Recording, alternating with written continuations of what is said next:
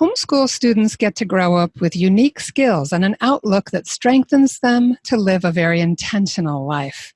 Today I'm talking with Emily Henry, and she's going to tell us about how being homeschooled helped shape her adult life. Stay with us.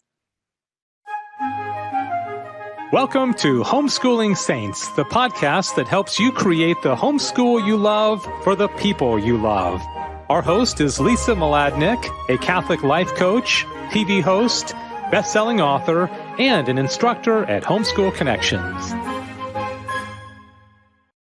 Before we get started, remember to subscribe to this podcast so you never miss an episode. And if you're watching on YouTube, click the bell to join our channel.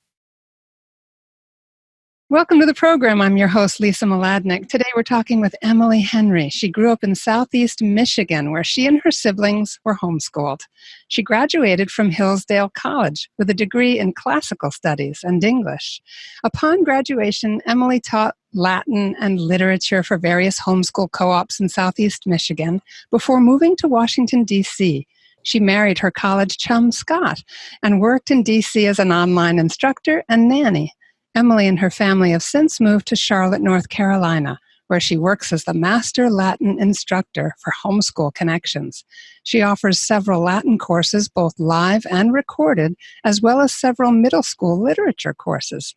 Emily, Scott, and their daughter Jane love to garden, go on nature walks, and travel. Hey, thanks for being with us, Emily. Hi, thank you for having me. Oh, this is so much fun. I love it because I'll just say that we both work for Homeschool Connections, and my daughter, Teresa, absolutely loved when she was in high school having you for Latin. You were, one of her just top teaching experiences. Aww. Loved you. She still brightens at your name. Oh, I'm honored. That's so good to know. Thank you. Yeah, you've really been a blessing to us. So just step us into kind of where and how long you were homeschooled. What was that like for you? So I started being homeschooled in the 4th grade.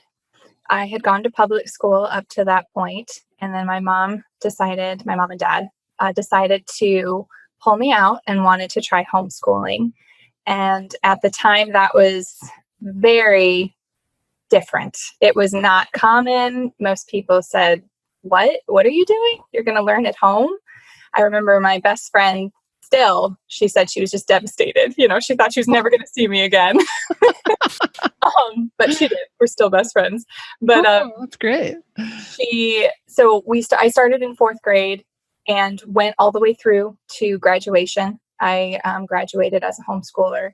And a couple years after my mom started homeschooling me, my younger siblings then joined me. So she homeschooled. There were 3 of us in our family. And she homeschooled all 3 of us, and we all graduated as homeschoolers. Huh. So, you must have taken to it for her to draw the other children out of school. It sounds like she had a good experience. She did have a good experience, yes. Yeah, she said that she noticed a change in my whole temperament within the first year of homeschooling. I was less uptight. I was more relaxed, and I was just overall just more balanced in life, and was learning a lot and getting much more excited about my education than I had been before that. Wow. Really interesting, right? A sensitive, intelligent kid, probably doing fairly well in the regular school system, but the instincts of the mom and dad that something might work better for you. Yes. And so that was a place of you being able to kind of unfold or blossom. Absolutely. Yes. Yeah. Nice. So what were some of the benefits of homeschooling to you? Obviously, this sense of ease with yourself. Mm-hmm. What else would you say you can identify from that point to now as an adult looking back out, things that strengthened you? So I think one of the biggest ways that I was strengthened as a homeschooler was in my work ethic. As a homeschooler, there's lots of different ways and approaches, and families have different methods, but my mom wanted to keep it as structured and organized as possible so that it felt like we were going to school. I mean, we even stood and did the Pledge of Allegiance every morning. We had a flag.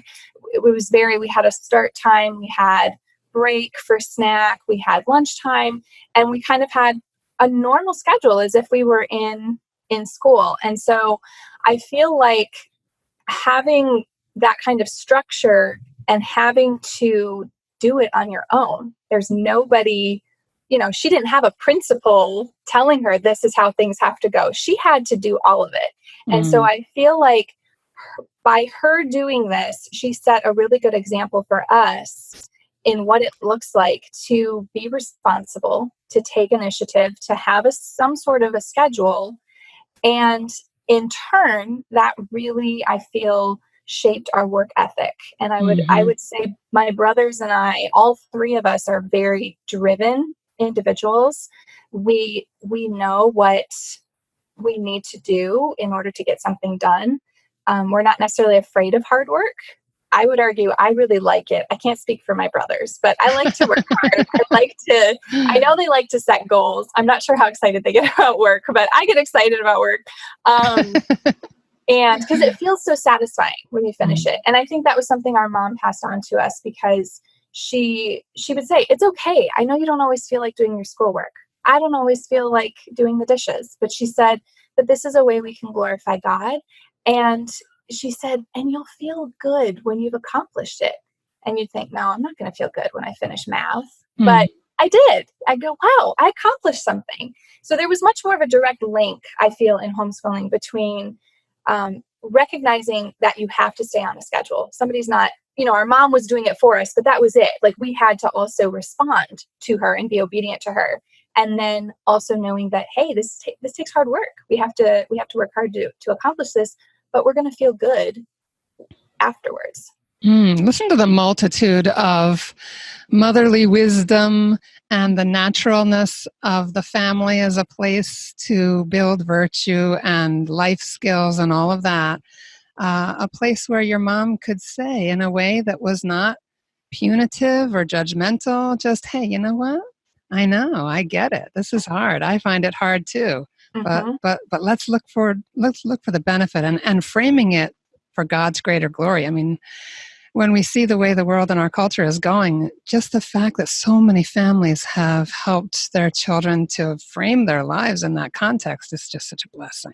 Yes. Yeah, I agree. I think that when it's so easy to be focused on yourself and what feels good, and our culture feeds into that. I would argue it feeds into that way more now than when I was growing up, because when I was growing up, we didn't have social media and the bombardment that comes with that. But there was still this idea of do what feels good. And if school doesn't feel good, well, be like the other students and just say, oh, I'm not going to learn. And I that wasn't my personality. Anyway, I always wanted to learn. I liked school. I'm one of those weird people. But I would say that homeschooling helped protect us from that. And like you said, my mom and my dad were able to set examples and help shape us so that we remembered it's not all about us. And it's not all about what feels good all the time. Sometimes we have to do tasks that we don't enjoy, but we can always do it to glorify God. And we can always make it prayerful. So I think that homeschooling really helps with that balance, to remember that it's not just about what feels good all the time. Yeah, one of my favorite just lessons from the catechism is that we're a unity of body and soul. And growing up in a faith-filled Catholic homeschool allows you to have that supernatural perspective on your life that gives you a more fulsome sense of who you are and what it's about, rather than just being, I say this a lot, being a consumer or being the center of attention, or whatever it is that our culture is trying to get us to crave. But yeah, what a beautiful outlook. What are some of the negatives? There are always pros and cons to everything, and every family has their own family culture, their own way of homeschooling, the children and the parents and all of those variables going on. What were some of the downsides for you? When we started homeschooling, it was still very new. I would consider we were part of a lot of the pioneer families that paved the way for families today. And so I think just the pushback from some people, there was, I know there still can be pushback today, but it's not because it's such a shocking thing that people do. Where when I was growing up, it was so shocking that we were taken out of school and we were being taught at home. So sometimes you had really positive feedback, sometimes you didn't. And so some of that negative pushback was sometimes difficult to deal with, and just hard, because when you're young, you're learning how to be who you are and who God's made you to be. And then if that's being challenged, oh, why are you doing this? That could be difficult at times. So I would say that was a negative, was just sometimes we had people that didn't respond as positively to that decision for our family. And I think socially, there were more challenges because you didn't have a bunch of homeschool co-ops. You didn't have online schools. The internet was just starting to reach the everyday American household when we were homeschooling. So my mom had to work harder to make sure we got the social time that we needed. Whereas now, there's a lot more options for homeschooling families. There are co-ops. There are schools, private and public, that some of them are more open to letting students do a hybrid setup where they do part in school, part at home. Some schools are more open to having homeschoolers join their athletic programs. So all of that was not in existence when we were homeschooled. So we had to go above and beyond to find ways to do different activities. Baseball, I was a dancer. My brothers did some taekwondo. So my mom had to take us to more places and come up with those activities for us to make sure we could engage with kids our own age. So I would just say that was just, there was more to it than there is now. More effort had to go into that. Then now you just join a co-op and you're all set. I know. It depends. I'm spoiled rotten because I homeschooled my daughter here on Long Island, where homeschooling is huge. Yes, right. Right now we have, I would guess, over 300 families just in our Catholic network. There are at least 2 Christian networks. There are a couple of secular networks. And because the immunization laws just got a lot stricter here in New York, we have now an unbelievable tsunami of families pulling their kids out of school and starting to homeschool. So I'm almost feeling like it's going to become the norm here pretty soon. We're in, in New York, things are just so crazy off the charts in terms of what's happening with our legal system and education and everything. It's just, it's harsh. It's really harsh. But at least they have that option. That wouldn't have been such a quick, accessible option for families back when I was homeschooling. Yeah, and thank God families like yours have paved the way, because it's now legal in all 50 states. It wasn't always. No. I remember getting a newsletter that would talk about the fight for homeschooling families. And there were families that had to go to court in different states. Thankfully, Michigan was a fairly open state to homeschooling, but there were other states. It was amazing for me to see that there were families suffering because of their desire to homeschool their families, and they had to pave a way legally. Fortunately, we didn't deal with anything like that, and I'm thankful for that. Thank God. Yeah, there's all sorts of horror stories. The Homeschool Legal Defense Association, say that 3 times fast, has defended so many families where suddenly the school district sends a social worker or somebody to inspect the home without warning, which is illegal. Or Child Protective Services is called by a nasty neighbor who doesn't like the fact that the kids are making noise in the yard at mid-morning on their academic break, or whatever it is. Right?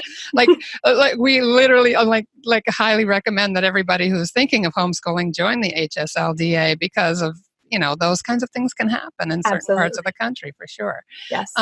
Okay, so just kind of then drawing forward, I guess, into your college years, how was that transition for you as far as being a college student after spending your high school years at home? I would argue that the transition was really easy in one sense, because it was similar. Homeschooling is similar to the college setup. When you go to college, you don't have the high school teacher teaching you every day and making you do homework every single night and stay on task and pace yourself. When you're in college, you're in class once, twice, maybe 3 times a week for a particular subject area. And the rest of the time, the professor is not there breathing down your neck saying, hey, you've got to do this paper and read these passages. They tell you what's expected of you. And then you get that from, 4 to 5 other professors each week. And, you have to sit down and plan this all yourself, and you have to pace yourself. And I think because I was homeschooled, it still was stressful, obviously. The transition to anything new is stressful. But I would say that because I was homeschooled and had such a great foundation laid by my mom and a good example, that I was able to schedule things and pace myself. And I would do the work. I remember being amazed that some of my very good friends, they'd be off doing something, and I'd think, but you have this, I knew what they had to do too. We're in the same class. And I'm going, I have a 8-page essay to write, and we 6 books from the Iliad, and how are you going and doing this? I don't have time for this, So I didn't goof off as much as some of my peers. I made sure that I tried to get as much work done before I had a study break or before I did something fun, because I wanted to make sure that I was contributing the most that I could to my education. And so I think that part of the transition was great. And then being in a classroom, having professors, I loved it. It was so exciting for me because I got to skip all the drama of high school. And and there was still drama. There always is. You get teenage girls together, there's going to be drama, but I didn't have to deal with, I would argue, a lot of pressures that some kids have to deal with, especially now. Oh, goodness. But yes, when I was in high school, it wasn't as bad, again, because you didn't have social media. But going into the college environment was extra fun for me, because then I got to enjoy classroom experiences, but they were more mature, and I got to enjoy learning from a professor and having those relationships with my professors and my peers, and just learning how to relate to all kinds of people. It was delightful. I learned so much during my time in college, and it had its ups and downs, of course, as everything does, but I really enjoyed it. And I was always known as the one that was doing her homework. Right, exactly. I'm hearing your mother's voice softly in the background going, you'll feel so much better when it's done. Offer it for the glory of God. Exactly. And that was often what I would think. And then it felt satisfying when I did go swing dancing, or I had that to look forward to every Friday night. And that is what I push towards. Okay, I get to have fun Friday night. I get to go swing dancing with my friends. I get to go enjoy snacks and games with them afterwards, and it was helpful. So you had real self-mastery already, a nice foundational level of that sense of how to schedule, how to manage time. So step us into adult life and how do you manage your schedules now? What does that look like? What's your process? So after I graduated from college, I taught at some co-ops and some homeschool co-ops. And then from there, I moved to Washington, D.C., and I worked both as an online teacher for Homeschool Connections and also as a nanny. And transitioning into that kind of job was wonderful because it fit what I had been exposed to and my strengths. And I was responsible for scheduling things for the children, or if the parents said, this is what I want you to accomplish this week, or here is what the kids have scheduled. And then it's your responsibility to make sure they have their lunches, their snacks, you get them from point A to point B, whatever it may be. I was responsible for kind of creating that schedule and that sense of consistency for the children every week in their homes, because both parents, they were working very, very hard, and they needed that support, not only for their kids, but for them to know that their kids are taken care of. And so, again, from my homeschooling background, I'd watched my mom do it for years. I was home. So I got to see how much work went into laundry and dishes and meals and teaching us and how to make things fun. And so I had that example set for me. And so I carried that straight into being a nanny as well as an online teacher. Now I'm a mom, which is being a nanny times 20, right? It's 27. And so now I'm a mom and I'm an online instructor. and I have to do the exact same thing. And so it's just been practice, like, and just building upon what the foundations that were laid for me and the examples that were set for me as a child.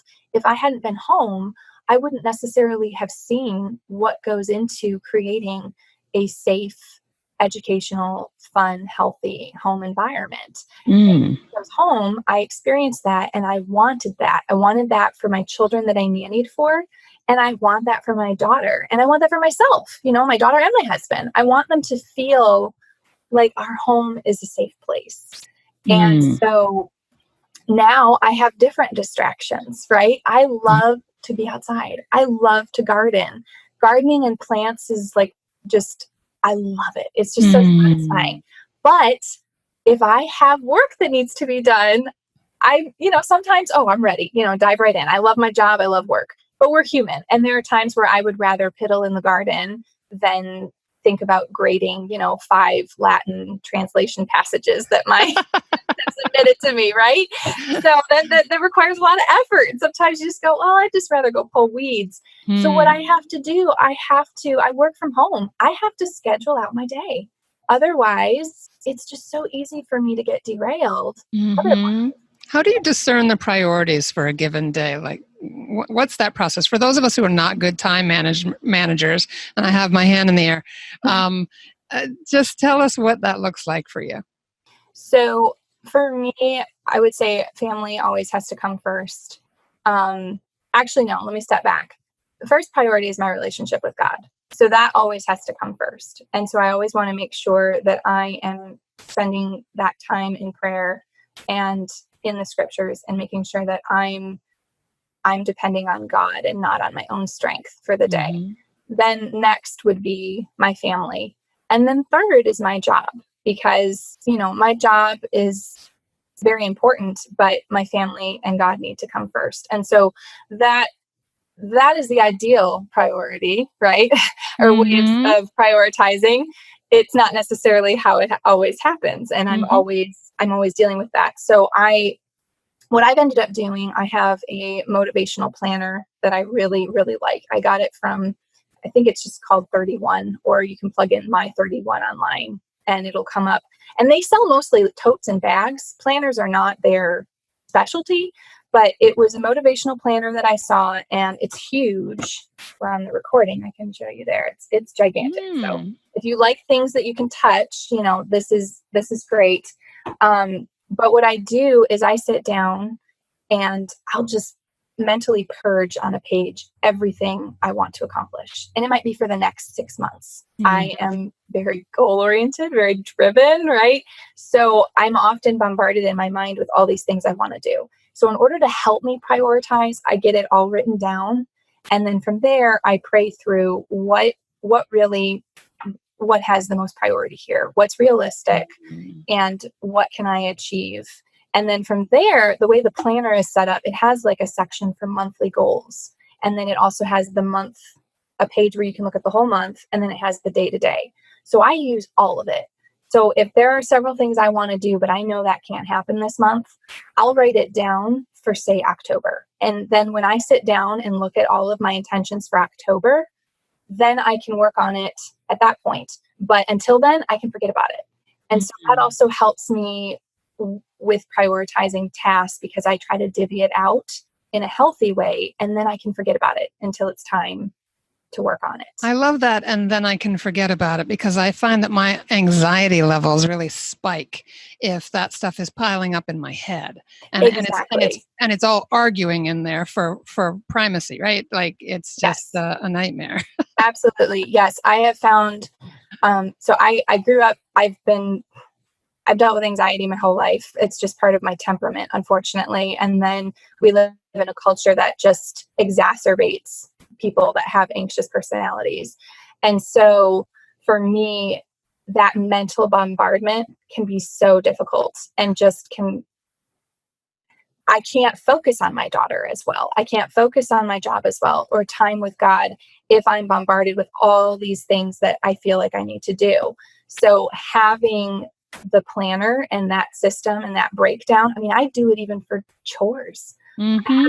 Days for laundry, days for dusting, because I like to clean. I like a clean house. So that's a priority for me. For some people, they don't care. Okay, that's fine. But I have a whiteboard in my kitchen that I can change it out week by week, depending on what my week looks like.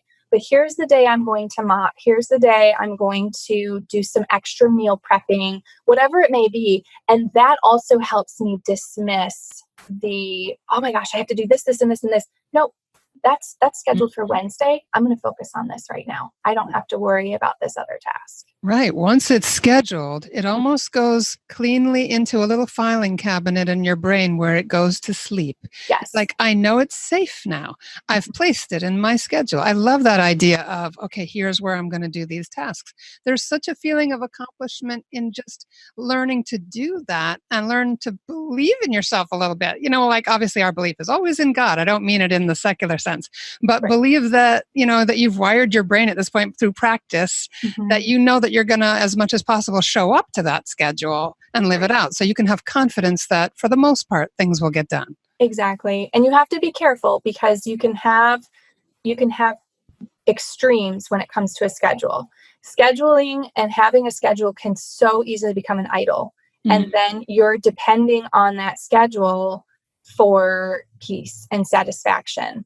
And if you're doing that, and I'm guilty of it, it happens to me, then I realize my priorities are out of whack again, and I need to make sure that I am spending time with God and that He is my source of peace and satisfaction. A schedule can help me work through what task God wants me to do, but it's not the be all end all. And as a mom of a 16-month-old currently, I have to be flexible because there are times where I have scheduled something and she's just not having it. It's not working today. She needs mom to just be right there, or we need to go take a walk and just get some fresh air, whatever it may be. So you don't want to be so married to the schedule that it's causing you more anxiety when you don't achieve everything. You want it there to help dismiss that mental clutter. If that's how you think, it will be helpful. But as soon as it starts becoming your idol, you got to swing the pendulum back the other way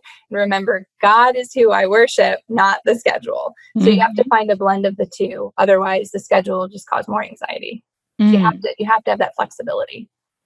I just love the picture I'm getting here, and I hope that homeschooling parents will kind of rest in this a little bit. Look at the way God's plan is playing out in your life as you discern from moment to moment and day to day and so forth. You studied classics and literature. You had the homeschool experience of absorbing so much of your mother's values and hard work and her ability to juggle and to prioritize. That all fed into your own character building and ability to delay gratification and accomplish things all to God's greater glory. And it played out in being a nanny and now as a mom and as an instructor. And I get this feeling whenever I talk with you, Emily, that there's an authentic quality in your life, that this is all that you authentically have emerged in relationship to your family foundationally, in relationship to God, and now in the family that you and Scott have created together. So what an extraordinary thing to be able to see sort of this almost this beautiful kind of, I almost see it as, when you see a spider's web in the morning and it has dew on it, I almost feel like it's that kind of a web image of things kind of crisscrossing and drawing together to make something beautiful. Thank you. Thank you. Oh, yeah. So God has this great plan, and He does put the pieces together as we do our best day to day to live authentically. Any closing thoughts for either young people being homeschooled or for the parents struggling to kind of pull it all together and build an authentic life for their kids? What would you like to say to them? I think having a schedule that works for your family, some sort of outline that you can work towards every day is vital to success as a homeschooling family. It doesn't mean each day has to look exactly the same or you have to be rigid and unhappy and super strict. It just means having some sort of overarching guide for your family and what's going to fit your children's needs and your needs as a parent, I think is very, very important. And that takes time to develop. I've been married for over 7 years. It's taken me that long to figure out what's a good rhythm for my household and running this household. So it takes time. So you want to be patient. You want to give yourself grace. Try things. Oh, that didn't work. That's okay. try something else. That's the beauty of being a homeschooling parent, is you get to try different things with your family. There's not, one size fits all, right? So having some sort of guide that will also help your children.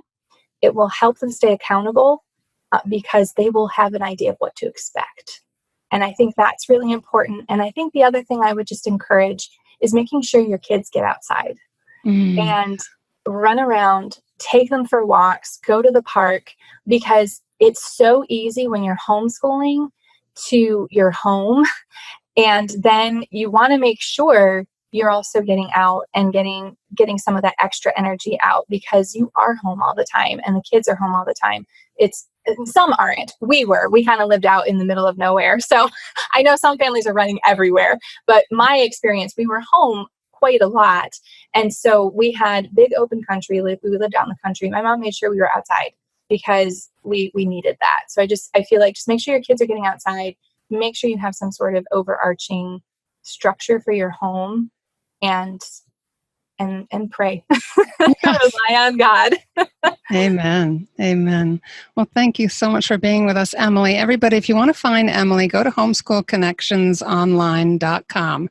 She is the Master Latin Instructor for Homeschool Connections, which has just won a whole bunch more awards. They've won so many for high school and middle school instruction and tutoring.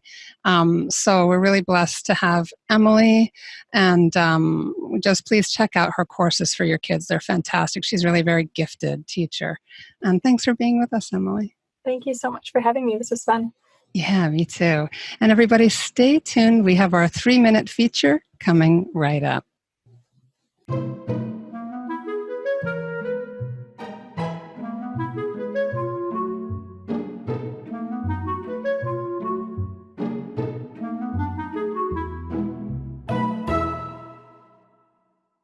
Hello, my homeschooling friend. I'm Celeste Behe, and today on Story Strands, we're talking about how to tell Bible stories. Can you picture Saint Joseph and Our Lady delighting their little boy with tales from the Old Testament? How can we tell Bible stories so that they come alive for our children? Here are a few tips. Number 1, close your Bible. Yes, you heard right. Remember that Bible narratives started off as oral accounts, so why not share them that way? Animate the stories by telling them in your own words and imbuing them with your personal witness. Number 2, get the kids involved in your storytelling. Allow them to ask questions. Let them finish your sentences. This kind of interactive telling engages children in a way that having them passively listen to a story simply doesn't. Number 3, draw pictures to accompany your storytelling using a whiteboard and markers. Yes, stick figures will work just fine. And what you may lack in artistic talent, you can make up for with your enthusiasm. Number 4, go ahead and ham it up. As the storyteller, you can become the Bible characters in your story. Have your kids ever mixed up biblical names like, say, Jeroboam and Jeremiah? Have you ever done that? I know I have, but I can guarantee that if you act out the kingly Jeroboam and the humble Jeremiah, your children will not forget either the Bible stories or the lessons that they impart. Number 5, look for fine art that depicts Bible stories and use the art to enrich your storytelling. Select visually powerful pieces like Caravaggio's The Conversion of St. Paul on the Way to Damascus. Let your children look at an image of a painting while you tell the story it depicts. Be sure to reference details that appear in the painting. Your kids will come away with lasting impressions of Christianity's most important events. Saint Jerome said that ignorance of Scripture is ignorance of Christ. In helping your children to know the Bible, you are helping them to know Christ. So share Bible stories in your own words involving your kids, drawing pictures, acting out, and enriching your stories with art. I'm Celeste Behe, and I thank you for tuning into Story Strands. Please come visit me at celestebehe.com. And that's our show for today. Our program is sponsored by homeschoolconnections.com. Be sure to subscribe to Homeschooling Saints and leave us an honest review. God bless you, and thank you for joining us.